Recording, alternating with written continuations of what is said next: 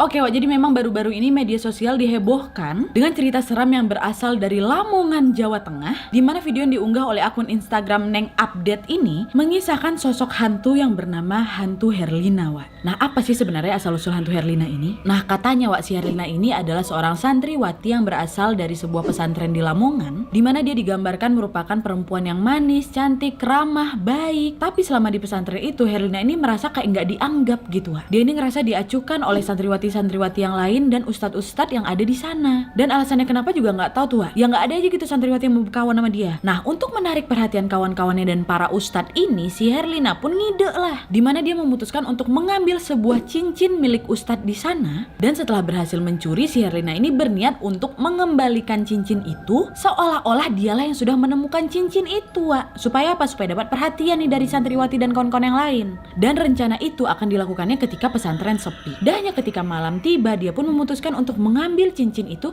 dengan cara mengendap-ngendap dan memberanikan diri masuk ke ruangan ustadz itu, Wak. Dia berjalan lah gitu kan menuju ke meja ustadz yang dia yakini kalau cincin yang berbatu aki itu ada di dalam lacinya si ustadz. Nah, terus dibukanya itu pelan-pelan laci mejanya si ustadz, betulan nampak itu, Wak, ada cincin batu aki itu. Diambilnya nih. Waktu diambil mau dimasukkan dalam kantongnya kan. Pas dia lagi masukin ke dalam kantong, ketahuan dia nih, Wak, sama salah satu santriwati yang lagi kebetulan pula lah lewat ruangan ustadz itu. Dah karena santriwati itu udah berhasil memergoki si Herlina, kawannya ini berusaha menangkap si Herlina dan ingin melaporkan tindakan si Herlina ini ke ustadz. Dah lah kan dibawanya lah itu si Herlina ngadap ke ustadz dan pengurus-pengurus pesantren yang lain. Setelah mendapatkan laporan itu, para pengurus pesantren langsung rapat untuk memutuskan hukuman apa yang akan diberikan kepada si Herlina ini. Di mana hukuman ini akan diberikan kepada Herlina supaya tidak menjadi contoh santri-santri yang lain dan agar si Herlina ini tidak mengulang perbuatannya lagi. Karena ketakutan dan malu, akhirnya si Herlina ini memutuskan untuk kabur dari pesantren, Wah. Kaburlah dia itu dari pesantren, ngendap-ngendap malam hari keluar dari pintu utama pesantren, terus dia lari sekencang-kencangnya, Wah. Nah, waktu si Herlina ini lagi lari bersamaan waktunya dengan pengurus-pengurus pesantren lagi rapat, Wak. Terus salah satu pengurus atau ustadz yang lagi rapat itu lihat nih kalau si Herlina kabur. Dikejar sama ustadz ini kan supaya dia nggak melarikan diri. Herlina nggak dihiraukannya, Wak. Tetap lari kencang dia nih. Para pengurus yang lain yang mengetahui si Herlina ini kabur karena kan teriakan si ustadz yang tadi juga bersama-sama keluar dari ruangan dan berusaha mengejar si Herlina yang lagi melarikan diri itu. Herlina yang ketakutan melihat ustadz-ustadz itu lari ngejar-ngejar dia sambil teriakin Herlina balik, Herlina balik. Makin ngebuat si Herlina ini panik dan makin mengencangkan larinya, Wak. Dah lah kan dengan kondisi yang panik, si Herlina ini berlari kencang, dia berusaha menyeberangi jalan tanpa menghiraukan laju kendaraan yang sedang menuju kepadanya, Wak. Dahnya di waktu yang bersamaan, sebuah mobil yang melaju dengan kencang mengarah kepada Herlina menabrak Herlina, Wak. Nih saking kencangnya mobil itu, badan si Herlina terpental lah gitu bermeter-meter ke depan. Dah lah kan akhirnya para pengurus pondok yang melihat kejadian itu pun panik juga. Mereka melamun tanpa bisa mengatakan apa-apa dan di dalam hati mereka pun timbul rasa penyesalan yang sangat dalam, Wak. Dia bawa ke rumah sakit, masuk ke ICU, koma si Herlina, Wak. Sudah 2 minggu setelah kejadian itu, Herlina gak sadar-sadar dari komanya. Ayahnya si Herlina menunggu Herlina di rumah sakit sendirian karena diketahui ibunya si Herlina ini sudah meninggal pada saat Herlina berusia 12 tahun. Jadi selama si Herlina ini koma, ayahnya lah, Wak, yang ngerawat si Herlina kan. Dimana ayahnya ini berharap banyak dengan si Herlina sebagai penerus satu-satunya dan yang akan mengurus dia di masa tua nanti. Dan suatu hari untuk pertama kalinya ayahnya si Herlina ini meninggalkan si Herlina sendirian di rumah sakit, Wak. Karena ayahnya ini ingin datang ke pesantrennya si Herlina untuk berpamitan ke pengasuh pondok pesantren. Datanglah ini bapaknya kan, Wak, ke pesantren. Dia temuilah itu kiai yang ada di sana. Dia bilang, "Pak, atas nama Herlina, saya minta maaf pada Pak Kiai. Mungkin selama di sini Herlina banyak melakukan kesalahan. Dan insya Allah saat si Herlina ini sembuh nanti dia bisa balik lagi ke pondok ini," kata bapaknya, Wak. Terus kiai jawab, "Kami sudah memaafkannya, Pak. Semoga Herlina cepat sembuh ya, Pak. Dan pintu pondok pesantren ini selalu terbuka untuk Herlina," kata si kiai, Wak. Setelah mengemas barang-barangnya si Herlina, ayahnya langsung meninggalkan pondok pesantren. Balik lagi nih ke rumah sakit. Tapi waktu balik itu, Wak, timbul rasa marah dan dendam dari bapaknya ini karena pada saat ayahnya ini mengemasi barang-barangnya si Herlina dan berjalan keluar pondok, para santriwati-santriwati ini melihat sinis ke arah bapaknya, Wak. Selain itu, bapak ini juga marah kepada pesantren gegara karena bapak ini menganggap pesantren ini sudah menghakimi semena-mena si Herlina karena menurut bapaknya anak perempuan satu-satunya ini merupakan anak yang jujur dan selalu berusaha berbuat baik kepada teman-temannya, Wak. Ayahnya menganggap nggak mungkin kan anaknya bikin kayak gitu. Dan ayah sudah berniat kalau aja anakku nanti sembuh dan memang terbukti kalau bukan dia yang melakukan hal itu, ayahnya akan membalas dendam kepada para santri di sana dan para pengurus pondok pesantren itu. Dah lah kan ya, baliklah itu dia ke rumah sakit. Waktu masuk ke ruangan anaknya, ayahnya Herlina ini terkejut ketika melihat anaknya sudah ditutupi selimut seluruh badannya dan Herlina ternyata dinyatakan meninggal ketika ayahnya sedang menuju ke rumah sakit.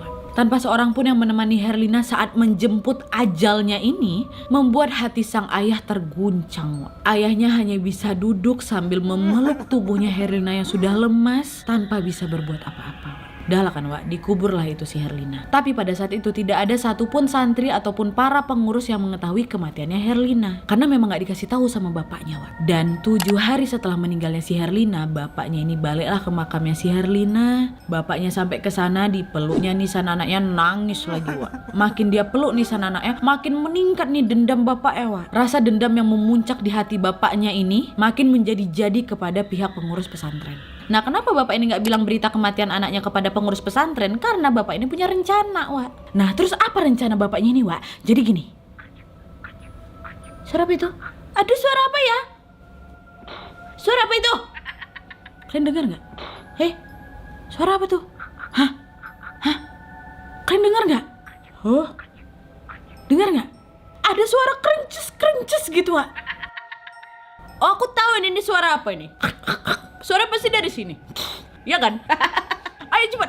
Nah kan betul Nih ini adalah suara crunchnya dari es krim favorit aku, yaitu Jikon Black and Pink. Nih ya, kita relax dulu nih jangan tegang-tegang kali kalian. Aku mau kasih lihat nih sama kalian salah satu es krim terfavorit aku dari Glico Wings, yaitu dimana Glico Wings ini mengeluarkan produk terbarunya yang bernama Jikon Black and Pink. Kenapa aku suka sama es krim ini Karena nih ya, bentar aku buka dulu. Tuh, endol tuh, my favorite ice cream. Nah, kenapa Jikon Black and Pink ini merupakan es krim terfavorit aku? Karena produk terbaru dari Glico Wings ini memadukan rasa es krim vanila dengan stroberi yang ngeblend kali, lembut, manis, lelehan saus stroberinya, ya Allah. Enak banget. Dan juga keunikan lainnya, dia black cone, nggak warna-warna yang krem-krem itu, nggak black cone-nya warna hitam tuh. Jangan sedih saus stroberinya nggak di atasnya aja, sampai dalam-dalamnya. Seger tiap gigitan pasti kalian masih dapat saus stroberinya. Nih, masih dapat. Dan kalau udah nyobain cone-nya makin nagih. Karena apa? Karena crunchy. Kalian juga pasti tipe-tipe orang yang suka cone kan? Apalagi yang crunch. Ya Allah, tuh. Sausnya tuh sampai ke dalam, nggak cuma di atasnya doang, nggak cuma sebagai syarat aja. Enak banget, tuh, sampai dalam, sampai dalam sausnya, nggak cuma syarat aja sampai di atas doang.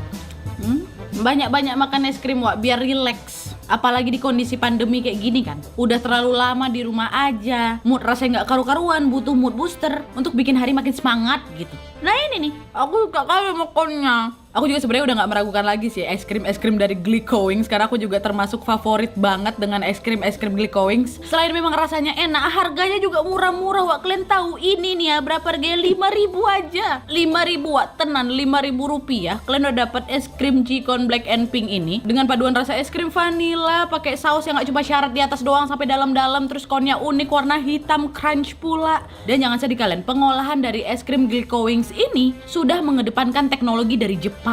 Jadi nggak usah nunggu lama-lama lagi. Abis nonton video ini kalian langsung stok es krim Jikon Black and Pink ini sebanyak-banyaknya di rumah kalian. Kasih mama, bapak, adik, kakak, abang kalian, tetangga-tetangga kalian, saudara kalian, kasih semuanya. Supaya apa? Supaya memberikan situasi yang lagi down bisa senang lagi. Supaya bisa mengembalikan mood untuk melanjutkan kegiatan-kegiatan yang lebih bermanfaat lagi. Supaya bisa membangkitkan mood setelah melakukan kegiatan yang melelahkan. Bisa memberikan kebahagiaan kepada orang, bisa menyenangkan diri sendiri juga karena makan es krim ya kan? Cus langsung kunjungi toko retail modern terdekat tempat kalian. Langsung cari, Pak ada Jikon Black and Pink nggak? Langsung kalian borong banyak-banyak ya ya. Cuma 5.000 rupiah. Nih tuh, jangan lupa ya.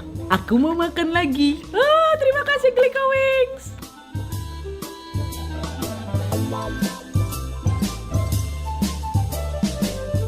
Nah tuh kan kita lanjut lagi nih. Setelah bapaknya meluk nisan anaknya nangis terseduh-seduh, bapaknya nyusunlah rencana untuk balas dendam, di mana pada hari itu bapaknya ini mengunjungi seseorang yang rumahnya terhitung jauh dari daerah perkotaan. di mana rumah yang akan dikunjungi oleh ayahnya Herlina ini adalah rumah biasa yang terbuat dari anyaman bambu. Suasana di sana sangat gelap karena tidak ada penerangan lampu dan aliran listrik yang masuk ke dalam rumah itu. Seolah-olah betul rumah itu kayak belum terjamah sama listrik, hanya menggunakan obor aja sebagai penerangan di sana. Ternyata pemilik rumah itu adalah seorang bapak-bapak yang sudah tua menggunakan pakaian serba hitam dari atas sampai bawah. Pas ayahnya masuk ke dalam rumah, suasana rumah itu betul-betul seram, remang-remang pula, ditambah lagi ada beberapa barang-barang kuno yang terpajang di seluruh bagian rumah. Rupanya si pemilik rumah itu adalah dukun sakti dengan ilmu hitam yang sangat kuat dan terkenal di kalangan orang-orang tertentu. Nah, tujuan bapaknya ini datang ke tempat bapak-bapak tua itu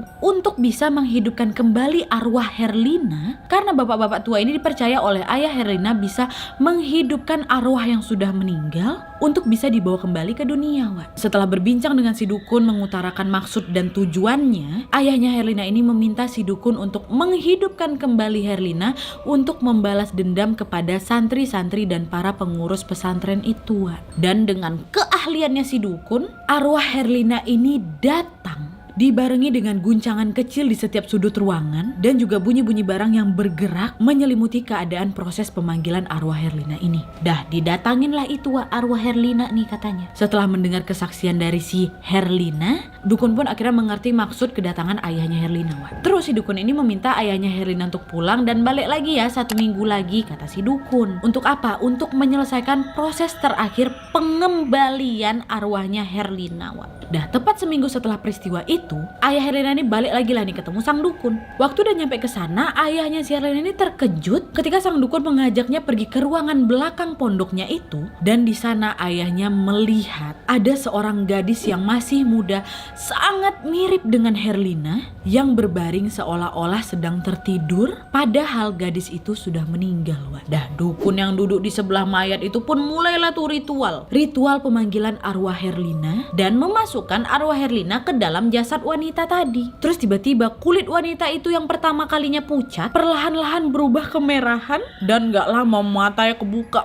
Berhasillah itu masuk arwahnya Herlina ke dalam tubuh gadis tadi. Terus setelah itu si dukun ini meminta satu syarat kepada bapaknya Herlina, dimana sang dukun mengatakan kepada bapaknya bahwa setiap malam Jumat Kliwon harus ada korban manusia yang dapat diminum darahnya oleh gadis ini. Dan pada saat itulah terlahirlah Herlina si penghisap darah. Betul bisa jalan nih balik ke rumah sama bapaknya Herlina. Dan tede ngali-ngali langsung keesokan harinya Herlina pun kembali ke pesantren, bukan dengan tujuan menuntut ilmu lagi, tapi untuk menuntut balas dendam kepada perilaku teman-temannya dan para pengurus pihak pesantren sesuai keinginan sang ayah. Nah, pihak pesantren tidak mengetahui bahwa sebenarnya Herlina ini sudah meninggal. Ya menerima kembali si Herlina dengan tangan terbuka lah ya kan. Masuklah itu si Herlina ke dalam pesantren lagi. Dan betul semenjak si Herlina ini masuk dalam pesantren, banyak kejadian ganjil terjadi, di mana hampir setiap hari para santriwati kesurupan. Selain itu juga sering terjadi pencurian beberapa barang-barang berharga milik pengurus pesantren, dan banyak juga para santriwati yang akhirnya dihukum. Karena apa? Karena barang-barang yang sudah dicuri tadi ditemukan di tangan para santriwati ini. Padahal para santriwati yang tertangkap memiliki barang curian ini tidak pernah sama sekali mencuri bahkan menyentuh barang-barang berharga milik pengurus-pengurus pesantren ini. Dan di malam Jumat Kliwon, di mana malam ini merupakan kewajiban sang ayah untuk bisa memberikan tumbal darah kepada badannya si Herlina ini, dan di malam itu pesantren pun digemparkan karena ada salah satu santriwati yang meninggal. Kalian bisa tebak nggak santriwati yang meninggal ini siapa? Ya betul, santriwati yang meninggal ini adalah santriwati yang memergoki Herlina pada saat Herlina mencuri batu akik milik ustadz itu. Dimana santriwati ini ditemukan meninggal dengan keadaan yang sangat aneh karena di lehernya terdapat bekas gigitan seperti digigit oleh hewan bertaring dengan tubuh yang kaku tanpa ada satu tetes darah pun yang menetes. Dah meninggal lah itu santriwati itu katanya. Entah iya entah enggak, udahlah telan-telan aja lah ya. Ini pula yang berkembang dari mulut ke mulut.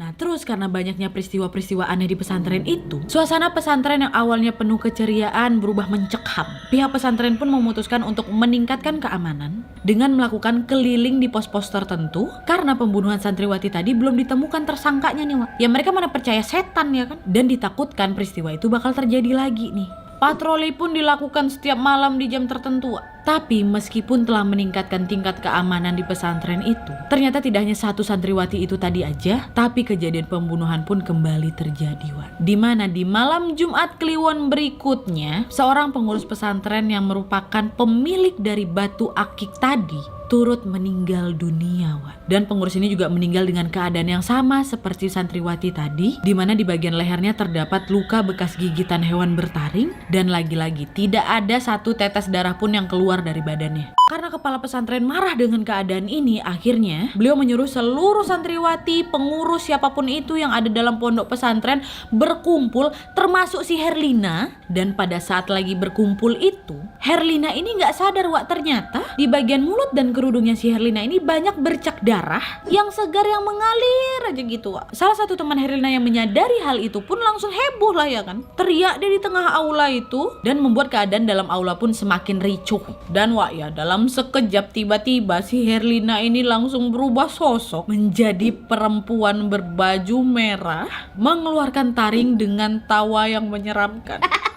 Para pengurus pesantren langsung bingung, panik melihat kejadian itu. Mereka langsung berkumpul untuk melindungi diri, hingga ada seorang anak laki-laki berusia sekitar 20 tahunan tua yang menggunakan baju muslim lengkap dengan tasbih di tangannya. Dan pria itu pun langsung mengumandangkan doa, dan hantu merah itu seketika langsung menatap pria tadi, dan ketawanya makin keras melihat apa yang dilakukan oleh si pria muda tadi.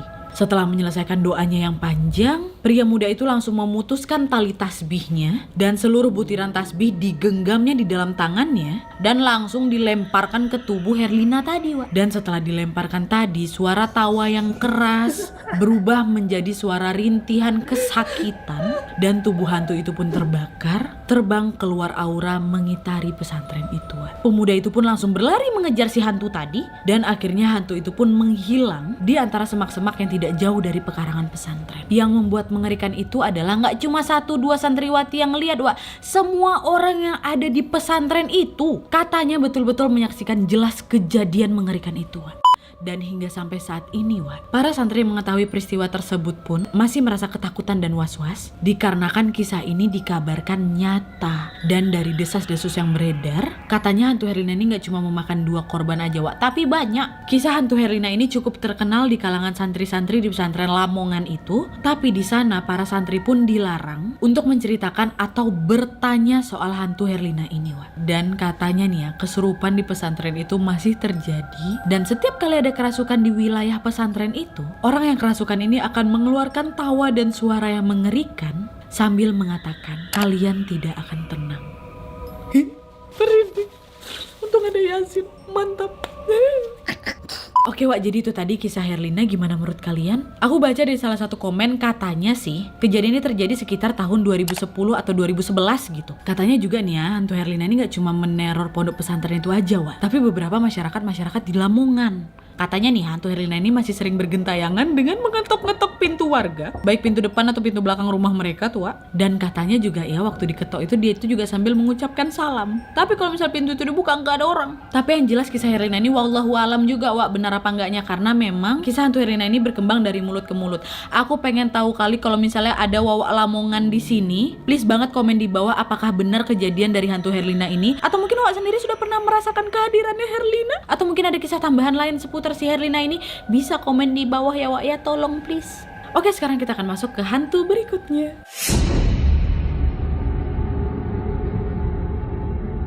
Nah, hantu yang kedua adalah hantu Farah yang ada di SMA Jakarta, Wak. Kalau seandainya di Bandung ada yang namanya hantu Nancy, di Jakarta ada juga nih, Wak, hantu Farah. Nah, SMA-nya di mana aku nggak mau kasih tahu, kalian cari tahu aja sendiri ya. Di mana SMA yang berada di Jalan Pasar Baru Jakarta ini memang sudah terkenal angkernya, Wak. Tahu nggak umur SMA ini udah berapa tahun, Wak? 150 tahun usia bangunannya ini. Nah, katanya dulu ya sekitar tahun 1985 ada seorang murid yang bersekolah di sana bernama Farah meninggal dunia, Wak. Farah ini digambarkan sosok perempuan yang cantik, baik hati, ramah, tapi juga dikenal malas, Wak. Nah, pada suatu hari si Farah ini disuruh balik sama gurunya untuk menjemput PR matematikanya yang tertinggal. Waktu si Farah ini keluar dari sekolah, dia mau nyebrang, Wak, nggak nengok kiri kanan, ketabrak mobil, meninggal. Tapi sebenarnya ada juga desas-desus lain seputar kematian si Farah ini.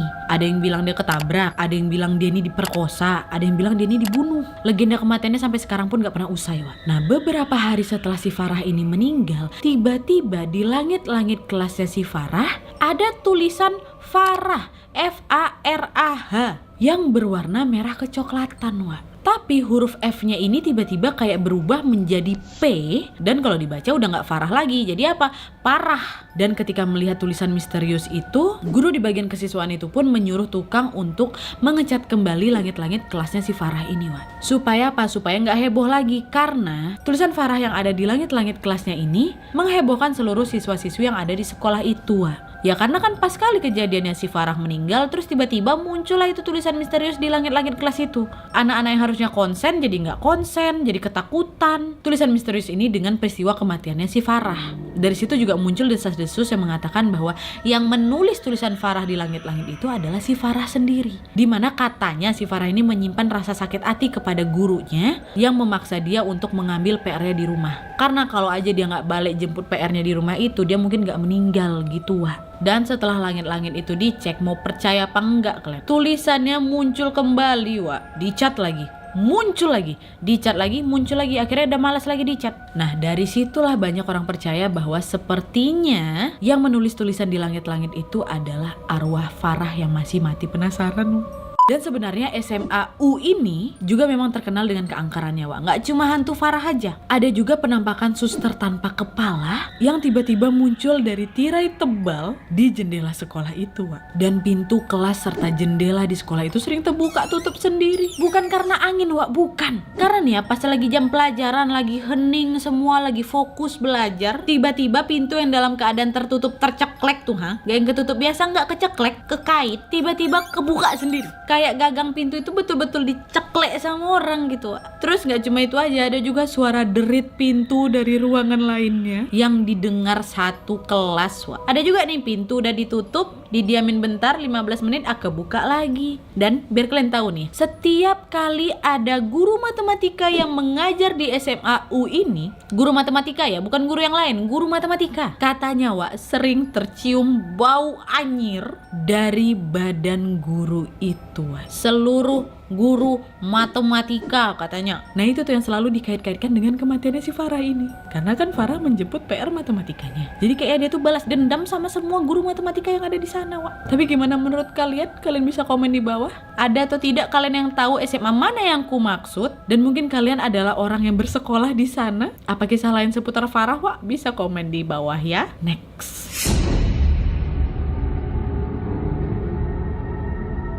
Dan yang terakhir adalah hantu Lasmi di Bandung lagi. Nah, baru-baru ini ada viral sebuah cerita horor dari sebuah akun Twitter yang bernama Valen Zaman, di mana Valen ini menceritakan pengalamannya berinteraksi dan mendengar kisah hidup kuntilanak merah yang selama ini menjaga adiknya, di mana kuntilanak merah ini bernama Lasmi. Tapi nggak cuma syarat akan horornya aja, kisah dari Lasmi ini juga sedikit menyentuh. Jadi gini, dulu itu adalah seorang wanita bernama Lasmi. Lasmi ini merupakan sinden di zaman penjajahan Belanda. Semasa hidup dia ini menikah dengan seorang laki-laki bernama Asep yang merupakan peniup seruling dari grup pengiringnya. Menurut Valen, cerita ini berasal dari hantu Lasmi ini, di mana Lasmi ini bercerita kepada si Valen tentang dirinya dengan medium adiknya si Valen ini sendiri. Nah, jadi ceritanya sebelum si Lasmi ini bergentayangan, lebih dari 100 tahun yang lalu si Lasmi ini merupakan seorang perempuan yang hidup di zaman penjajahan Belanda. Lasmi berprofesi sebagai sinden dan dia ini pun menikah dengan si Asep di usia dia yang ke-12 tahun, Karena di zaman itu juga menikah di usia 12 tahun lumrah-lumrah aja. Pada saat itu mereka bertemu di sebuah kebun teh di daerah Lembang dan kemudian jatuh cinta, kemudian langsung menikah. Pernikahan si Lasmi dan Asep ini bahagia, Wak. Mereka hidup dan bekerja bersama. Setelah mereka menikah, mereka menjalani hidup yang sederhana di Lembang, dan karena memang pada saat itu Lasmi ini berprofesi sebagai penyinden dan Asep berprofesi sebagai peniup seruling, mereka ini suka lawak nyinden setiap kali ada khitanan atau nikahan gitu. Nah, mereka ini paling senang kalau Belanda menyewa mereka buat bisa memeriahkan pesta mereka karena bayaran dari Belanda ini cukup besar, Wak. Dan setelah 5 tahun menikah, Asep sama Lasmi ini belum dikaruniai anak. Tetangga udah mulai lawak nih gosip, dia bilang lah pula si Lasmi ini mandul gitu. Si Lasmi ini kenapa ya sampai sekarang gak punya anak? Mandul kali ya gitu. Gak cuma tetangga-tetangganya aja, Wak. Teman-temannya si Asep satu tongkrongan pun ikut ngegosipin mereka nih. Mengetahui hal ini, Lasmi pun merasa sedih karena dia tuh merasa gak bisa memberikan si Asep ini anak. Bahkan si Lasmi ini selalu mengusap-ngusap perut tetangganya yang lagi hamil dan berharap supaya suatu hari dia ini juga bisa hamil, Wak. Tapi untungnya Asep gak meninggalkan Lasmi. Asep menghibur Lasmi yang sering menangis pada saat tidur. Asep bilang, udah tenang naon ayeuna mun ceuk Gusti Allah ayeuna teh dibeureum momongan kun fayakun geus jadi tapi mun ceuk Gusti Allah lain ayeuna kita teh tetep berdoa Allah teh moal sare. Ya itu aku coba-coba bahasa Sunda dikit, Wak. Ya pokoknya mah artinya ya gak apa-apa, Neng. Kalau kata Gusti Allah dikasih sekarang, kun fayakun jadi nih. Tapi kalau kata Allah belum sekarang, kita tetap berdoa. Allah gak pernah tidur gitu, kata si Asep. Lasmi cuma ngangguk-ngangguk aja dan terus berdoa di dalam sujudnya, Wak. Dia ini sering ngelamun ketika melihat ibu-ibu hamil. Ya sedih lah kan rasanya, Wak. Gak cuma sampai situ aja, udahlah sedih belum kunjung punya anak juga. Lasmi ini pernah dirayu bahkan dilecehkan oleh Londo saat dia selesai pentas dari acara-acara orang Belanda, Wak. Tapi walaupun demikian, Lasmi ini tetap membalas dengan senyuman dan menolak halus dengan menggunakan bahasa Belanda sambil mengatakan, terima kasih Tuan, tapi saya tidak akan pernah mengkhianati suami saya. Londo itu tertawa sambil menepuk pantatnya si Lasmi sebelum akhirnya meninggalkan si Lasmi pergi. Lasmi senyum aja tetap, Wak, sambil menahan tangis. Kejadian itulah yang membuat dia merasa semakin sedih dan merasa tidak pantas menjadi seorang ibu. Melihat istri yang sangat bersedih hati, Asep selalu meyakini Lasmi bahwa dia tidak akan meninggalkan Lasmi walaupun mereka ini belum dikaruniai keturunan, Wak. Dan alhamdulillahnya, Wak, setelah 10 tahun pernikahan mereka, Lasmi pun akhirnya hamil, Wak. Lasmi dan Asep pun sangat senang. Lasmi selalu mengusap-ngusap perutnya sambil melantunkan doa. Para tetangga berhenti menggunjingkan mereka dan semuanya berubah menjadi doa, Wak. Tapi di titik ini sebenarnya Asep lagi sakit-sakitan, Wak, karena dia memiliki penyakit gula turun-temurun. Tapi setelah mengetahui bahwa istrinya ini hamil, Asep yang kala itu sakit gulanya semakin parah, mulai menemukan semangatnya kembali. Dimana Asep kembali bekerja seperti biasa, karena pada masa si Asep ini sakit, Lasmi lain cari duit kan, Wak. Asep udah semangat nih gara-gara Lasmi hamil. Disuruhnya lah bininya di rumah aja, dia yang kerja. Tapi pada saat hamil muda, si Lasmi ini gak bisa diam sebenarnya, Wak. Dia gak betah di rumah sendirian dan dia pun gak tega ngelihat lakinya kerja sendirian. Sampailah akhirnya di suatu hari kejadian tidak terduga terjadi, dimana malam itu selepas kerja, Lasmi berpamitan untuk pulang lebih dulu. Dan pada saat itu dia ini berjalan kaki sendirian di Jalan Wastu Kencana. Dan di zaman itu Jalan Wastu Kencana gak seramai sekarang. Dulu masih minim kali penerangan, Wak. Lasmi yang kala itu sudah mengandung 3 bulan berjalan pelan menahan kantuknya sampai akhirnya ada sebuah mobil pengangkut tanpa penerangan menabrak Lasmi, Wak. Tragedi berdarah itu terjadi secara cepat. Tubuh Lasmi terseret dan wajahnya menghantam tanah bebatuan sejauh 8 meter ke depan, merobek mulut sampai ke telinganya. Supir yang menyadari menabrak seseorang ini sempat keluar dan melihat kondisinya si Lasmi. Kedua orang yang mengendarai mobil tersebut sempat berdebat soal nasibnya si Lasmi ini, namun akhirnya mereka memutuskan untuk meninggalkan tubuhnya Lasmi, Wak. Pada saat itu Lasmi yang dalam keadaan lemas mendengar samar-samar perdebatan mereka. Dia menahan rasa sakit yang ada di perutnya karena dia tidak ingin kehilangan anak yang sudah lama dinantinya ini. Lasmi hanya bisa melihat mobil yang menabraknya ini pergi dan dia langsung mengenang masa hidupnya. Ia mengenang harapannya membesarkan anaknya ini bersama Asep dan perlahan rohnya si Lasmi pun meninggalkan jasad Lasmi yang sudah tergeletak secara tragis ini, Wak. Dan setelah tragedi itulah roh Lasmi berubah menjadi sosok kuntilanak merah pendendam yang selalu menemani suaminya yang kesepian meski dunia mereka sudah berbeda. Sampai akhirnya tepat pukul 5 pagi, jasad Lasmi ditemukan oleh sepasang suami istri yang sedang melewati jalan Wastu Kencana tadi. Suami istri itu pun kaget, mereka kalut langsung panggil warga, dan seorang warga yang mengetahui bahwa jasad tersebut adalah Lasmi langsung membawa jasadnya Lasmi ini dengan andong, dan Asep yang juga sedang menunggu istrinya pulang pun terpukul melihat kematian sang istri.